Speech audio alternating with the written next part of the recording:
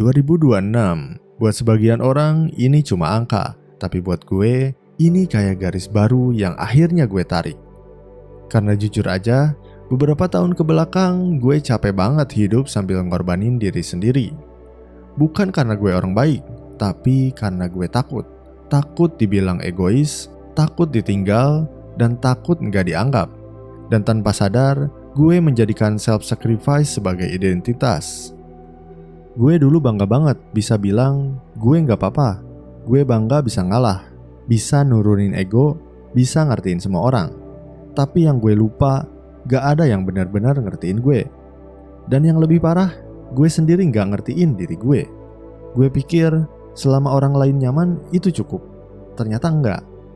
Self-sacrifice itu terlihat mulia, tapi pelan-pelan ngebunuh. Lo tahu nggak? Self-sacrifice itu kelihatannya keren. Lo dipuji, lo dibilang dewasa, lo dibilang kuat. Padahal sebenarnya lo lagi ngajarin dunia kalau kebutuhan lo nggak penting. Gue sering banget bilang iya padahal pengen nolak. Diem padahal hati gue berisik. Dan senyum padahal hati gue sesek. Dan lama-lama gue jadi asing sama diri sendiri. Titik balik gue itu bukan kejadian besar. Gak ada drama besar, gak ada momen heroik. Cuma satu malam, gue duduk sendirian dan nanya ke diri gue sendiri, kalau gue terus kayak gini, siapa yang sebenarnya gue ngertiin? Ya, gak ada, dan bahkan bukan diri gue sendiri. Gue sadar, gue bukan kehilangan arah, gue kehilangan batas. Masalah gue bukan kurang sabar, bukan kurang pengertian.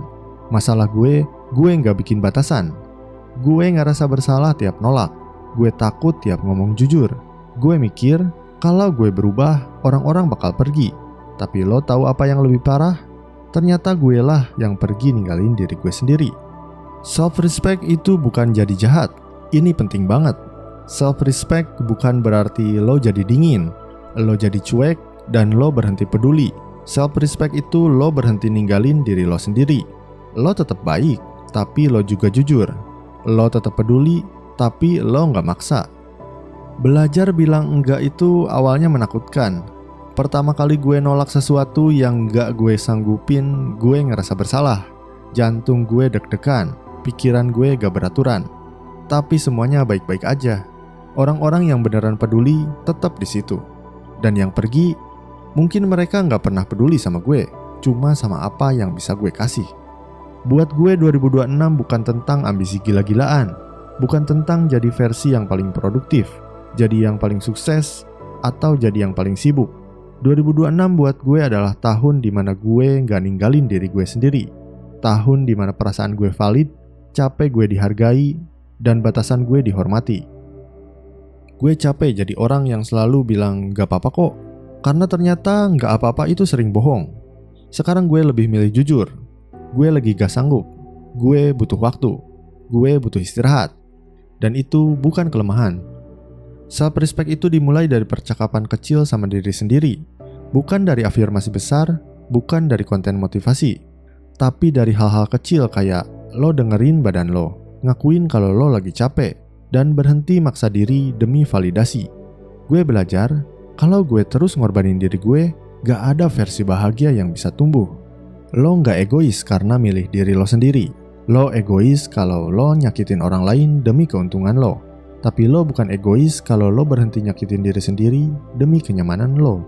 Itu beda. Dan gue harap lo bisa bedain itu mulai sekarang.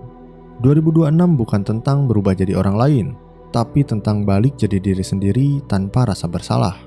Tentang hidup dengan batas, dan tentang sayang ke diri sendiri tanpa harus minta maaf.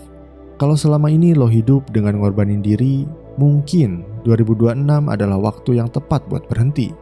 Bukan berhenti peduli, tapi berhenti kehilangan diri sendiri. Karena tahun ini bukan tentang self-sacrifice lagi, ini tentang self-respect. Dan kalau lo ngerasa sendirian di proses ini, percaya deh, lo nggak sendirian.